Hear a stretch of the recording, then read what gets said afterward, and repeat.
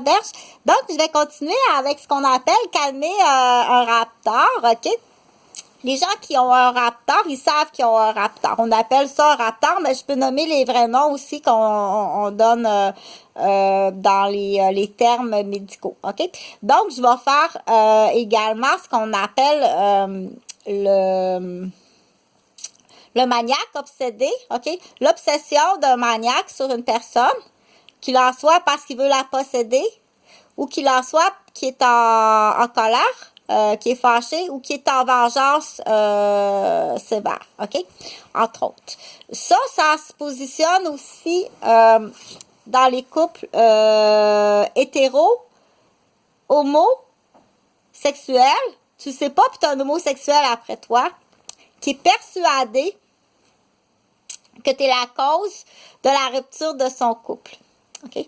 Ta vie, c'est dégueulasse, c'est l'enfer, faut que tu te sauves, OK?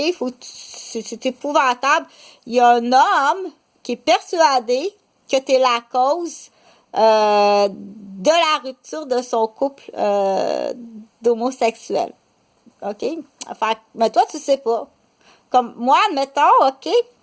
Dans l'exemple, on va dire, je suis entraîneur dans un gym, OK?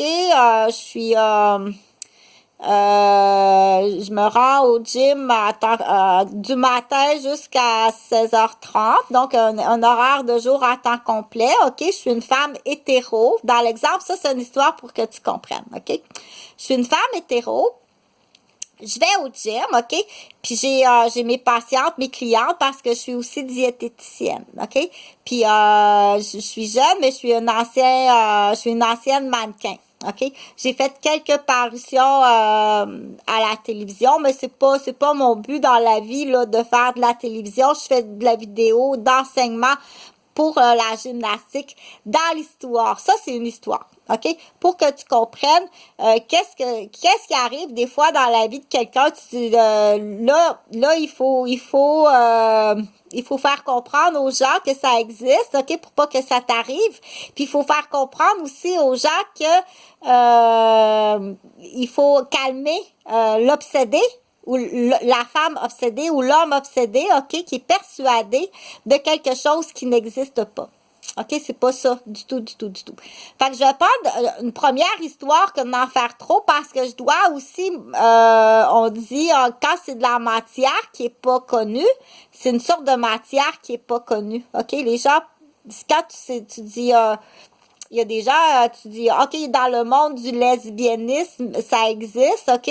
Des crises de jalousie dans un couple de femmes lesbiennes. Donc, admettons. Je continue dans le même exemple, OK? C'est un couple de femmes lesbiennes. Tiens, on va dire qu'ils arrivent de Paris. Ça va être plus facile, là, quand on dit un lieu. Donc, c'est des femmes de lesbiennes de Paris parce que là-bas, le lesbianisme existe depuis plus longtemps qu'à Québec. Donc, dans l'exemple, pas moi, je suis pas lesbienne, OK? Essaye même pas de me toucher parce que tu vas avoir des petites nouvelles. Essaye même pas de me toucher, je suis vraiment pas lesbienne, OK? Puis je serai jamais lesbienne, jamais, OK? Je suis très territoriale aussi, jamais je vais me laisser toucher par un homme qui est pas de ma couleur, OK? Ça me rejette même, ça me répulse sans être raciste. OK? Un homme blanc ou un homme noir, ça me répulse. OK? Touche-moi pas. C'est pas d'être raciste du tout. J'aime pas ça. Moi, je suis une personne qui aime ma couleur, même couleur de cheveux, même couleur de peau. De toute façon, je fais des allergies. Dans ce temps-là. Donc, je continue l'histoire, OK? C'est deux femmes lesbiennes de Paris qui sont lesbiennes depuis au moins une dizaine d'années à Paris. Elles décident de déménager à Québec pour des raisons professionnelles. OK, elles sont tous les deux professionnelles et elles ont 3 enfants. C'est comme un couple ordinaire, mais c'est 2 femmes. OK? Donc, elles arrivent à Québec dans la région de Montréal. À la province de Québec, dans la région de Montréal. OK? Donc, à partir de là, il y a une des deux lesbiennes qui commence à aller s'entraîner. C'est une histoire, mais c'est comme ça, je veux que tu comprennes que c'est des choses qui arrivent, OK? Puis des fois, tu te dis, il y a de quoi qui va pas, là, parce que, mais je peux pas savoir, tu peux pas deviner. Donc, il faut savoir que ça existe, OK? Donc, il y a une des deux lesbiennes qui est dans le domaine, qui doit s'entraîner pour son travail, puis qui est dans le domaine de la culturiste.